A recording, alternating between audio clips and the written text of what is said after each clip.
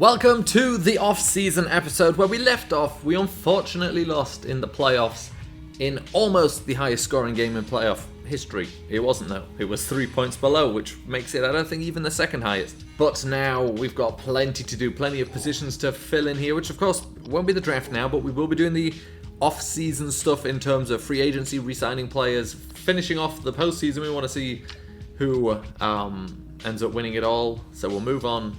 We've got some weekly awards though, so we didn't do too badly. Even though we lost that game, Brashad Perriman won NFC Offensive Player of the Week. And Preston Smith won Defensive Player of the Week, and his sack basically sealed the game for him, so it shows where we're at though. Since, let's see, since pretty much here, week 12, we have been on another level. We have NFC Defensive Player of the Week in week 12, we have an Offensive Player of the Week in week 13, nobody in week 14. Week 15 we have offensive and defensive, both of our rookies. Week 16 we take a break again. Week 17 we take a break, but then in week 18 in the playoffs we're there. In week 19 we're there.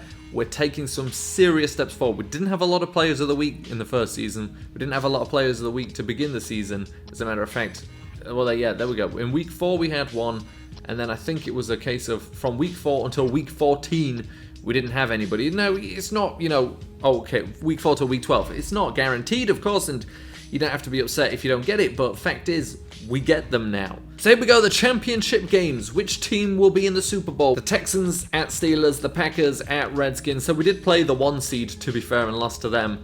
But it'll be interesting to see who comes out on top of that one. But first, we'll take a look at the Pro Bowl roster, see which of our players made it in. And at the quarterback position, nobody. At the running back position, how was Langford Dawson number 3? He led the league in rushing. I don't actually, fair enough, maybe touchdowns, but he's a rookie as well. I don't know. If that's what they want to say, that's what they say. Did we get any receivers in? Of course not. But you know what? Don't be surprised if you see Brashad Perriman in there next year, because what a player he's turned out to be late in this season. And we keep having to go a long time before we see any other players, if we're going to see any other players at all. They're certainly not here. Now, I do expect to see them at linebacker. Yeah, Rashawn Scruggs in there at the number 2 spot. Shaquem Griffin, of course, at the outside linebacker spot. Patrick Peterson makes it in. As safeties, I'd be disappointed if Ronnie Harrison isn't number 1 of all things.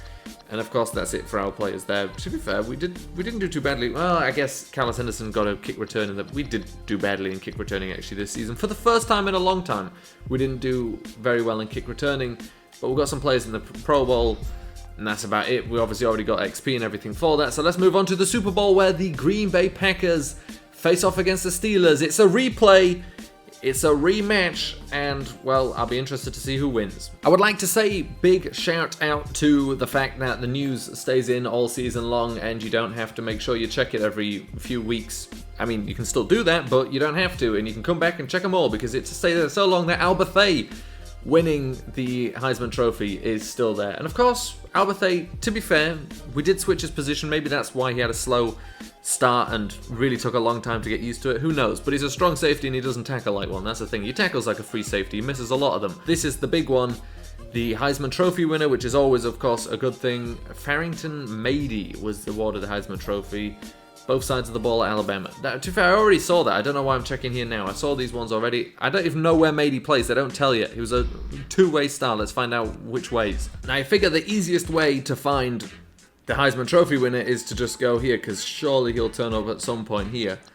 And apparently you've got to actually go quite far for it. He's all the way down here. Farrington Mady, the wide receivers. So that gets me interested in him. But, I mean, he got A+ catching, but the rest of him isn't that good. And, of course, that combine hasn't been yet. So, who knows with him?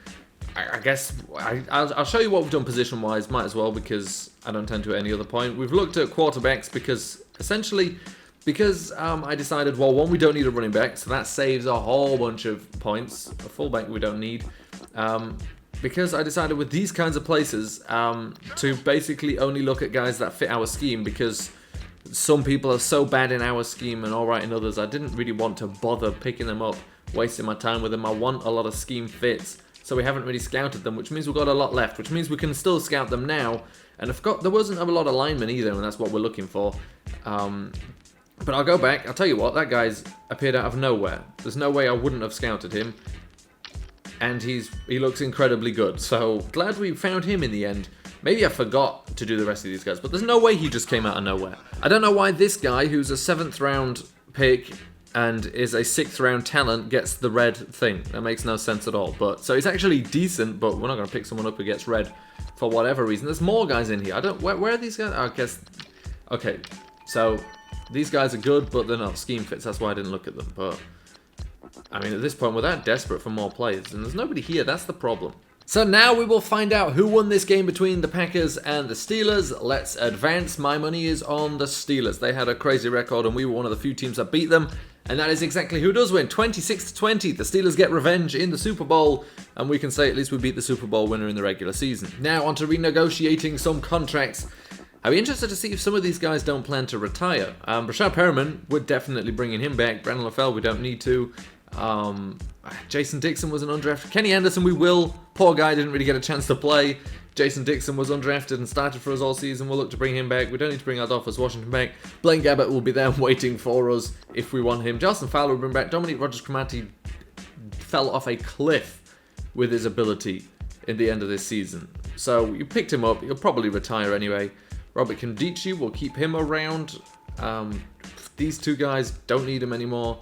Owar Odighizuwa will bring back. Andre Smith will bring back. And Sean Weatherspoon has got to be thinking about retirement now. I don't want to leave him there not playing, but he's got to retire at this point. We couldn't use him anymore. It wasn't good enough. So we've only got a few guys to re-sign, and we'll get on with it. And the final one, Jeremiah Ottawachu, I just don't think he fits the mold of last chance franchise quite well enough. So that's the reason I'm saying probably not re-signing him. Maybe if there's no one better, we'll look at him again.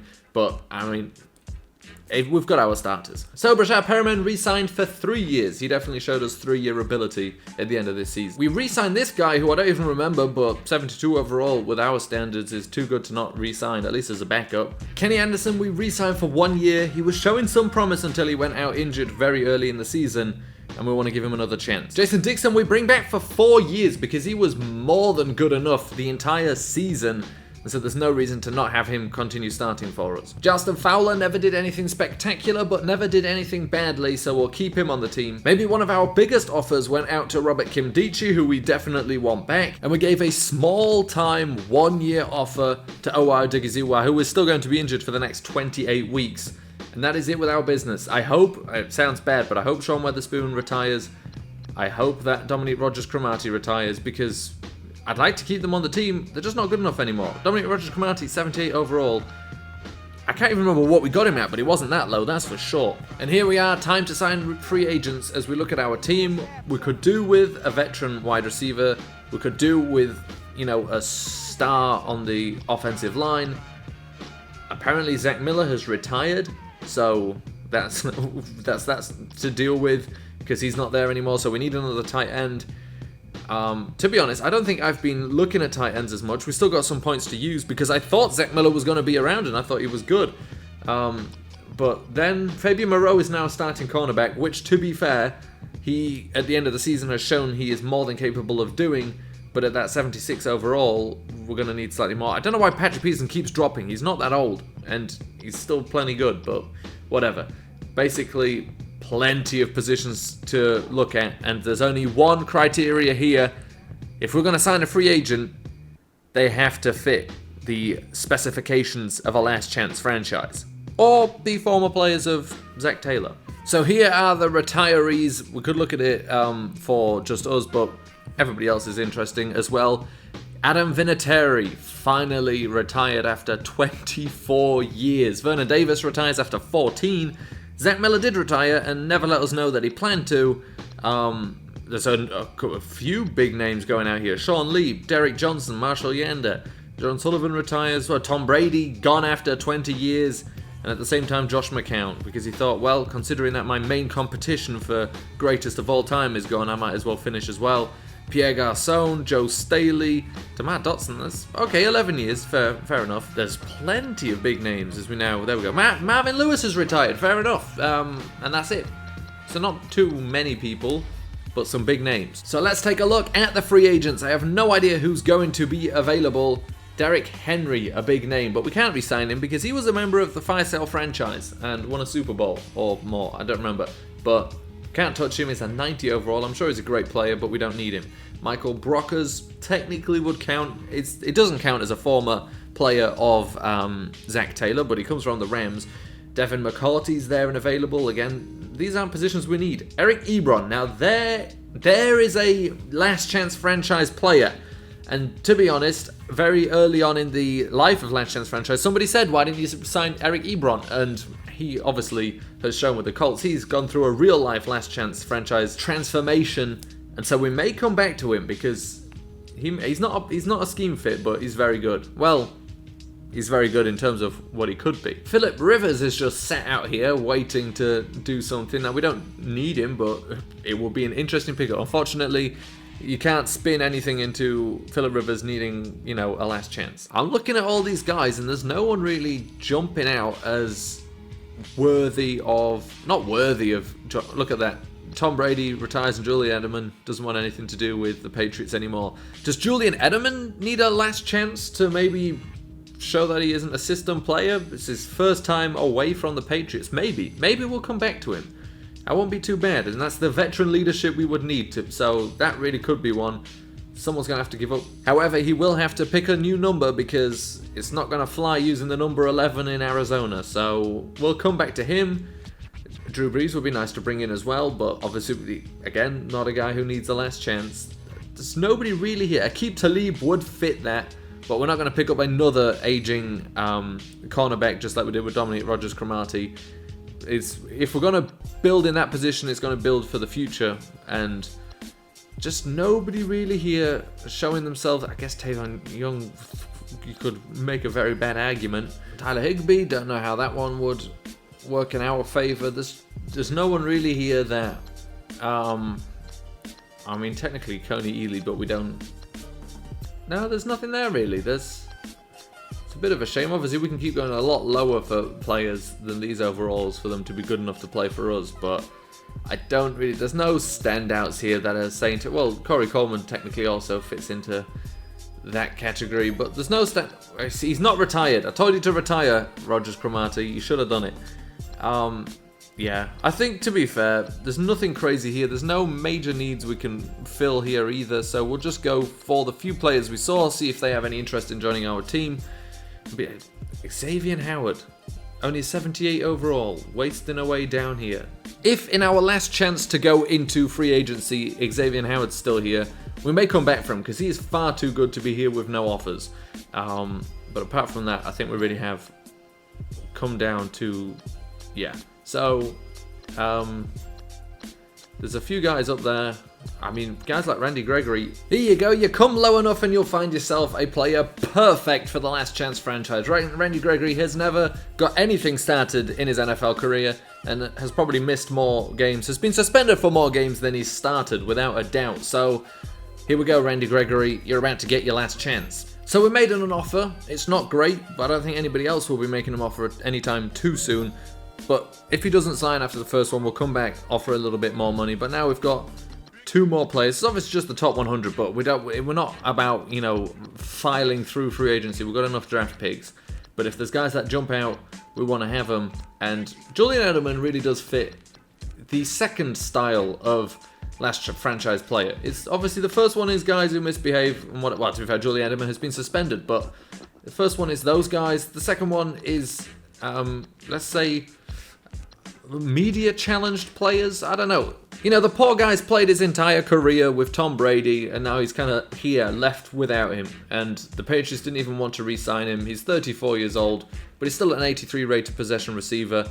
And we wanted a veteran wide receiver, like one that really knows a lot, that can teach our guys. We didn't really get that in Brandon LaFell, and he was only there for a few weeks. Julian Edelman is that. A pretty good offer in for him. He may well accept that after the first round of things. And who was the other guy? Eric Ebron, right? Well, we'd have to pay a lot for him. But I don't think there's there's not much in the draft whatsoever in terms of tight ends. If we'll offer him a certain amount of money, if he wants it, he'll take it. If he doesn't, we're never going to overpay for a guy. So with the first offer we were willing to make, we got to 99 points. I'd be willing to try and turn that into 102 just to be even with the Cowboys. Let's see what we can do. And there we go. The exact offer we were happy to make turns into 102 points. Now, Xavier Howard, we can come back for if he's still here in a few weeks' time. But for now, that is it. Let's see if we get anybody from that first round of offers, and then when it's free agency 4, we can look at Xavier Howard. I'm expecting to get Julian Edelman, not expecting to get Randy Gregory. And really, Julian Edelman is exactly what we need. We've got a deep threat. Now we've got a possession guy there that can play the slot perfectly. And this has taken an awful long time. So here we go. Time to find out if we got anybody. Contract accepted. Julian Edelman. Contract accepted. Eric Ebron. So both of those guys decided they wanted to be a part of this experiment. And here they are. Julian Edelman will live in our slot position. Eric Ebron, he's perfect for it.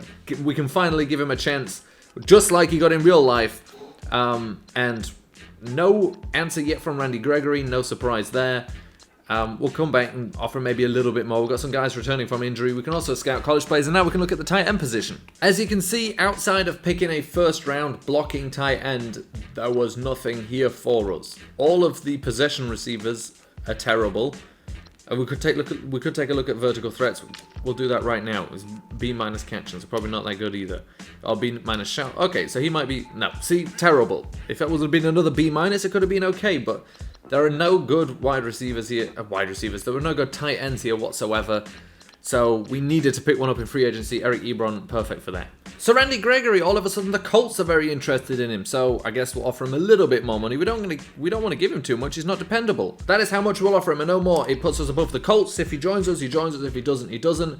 I just went through all of the players, and I tell you what, a lot of positions look awful. Cornerback, there's basically nobody. Wide receiver, there's basically nobody. People are really slow this year. Like really, really slow. The number one running back is, I think, like a 4.45 guy. One of the top receivers is 4.39, which of course isn't that bad, but they could be a lot faster. Considering they're the top guys, I don't know. I mean, the 4.39 really isn't that bad. I think he was 4th, but the top cornerbacks are really slow as well. Most of them are like around 4.6. So, do we get one of the biggest troublemakers in the NFL? I think we do, because it's probably the one we can upgrade. And contract accepted, Randy Gregory. There he is. Can he stay on the straight and narrow? I think so, because, well, there's no way for him not to.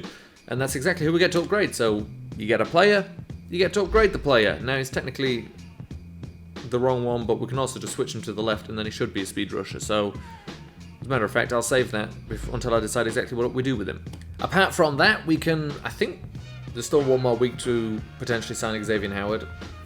He may not even be there to sign. Let's just check. So Howard is still around, and nobody's offering him anything. So we'll come back. If in the 4th window he's there, and if the 4th window isn't the recap for free agency, we'll look at him now to use some more of these points on nobody that we want. So this is what I'm on about with the cornerbacks being slow. The fastest cornerback in this year's draft is a 4.45 guy. That's relatively slow to be the fastest guy out of the lot, but this is a pretty good looking player. He's got some decent stats, he's very fast. We'll be looking to pick him up. So we did miss the opportunity to sign Howard. I don't know why it would say free agency 4 if you can no longer do anything in free agency. I guess technically it's the last one of free agent offers being accepted.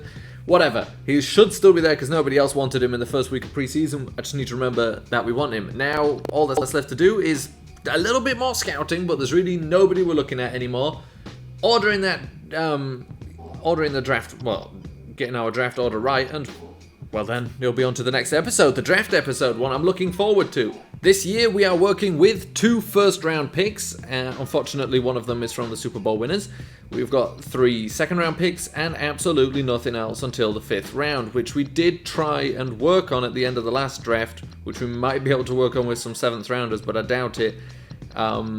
There's a lot of good players in late rounds, which is annoying that we don't have any 3rd and 4ths, because it always seems too early to go 2nd and 1st, but at least we've got a couple of shots at some decent players with 2 first-rounders. I would go over the draft order, but there is no draft order. Essentially, I'm just going to go at the round, see who's available, what picks we've got, take the best player and think about it at the time. There's not enough good players for me to actually be able to say, oh, this one.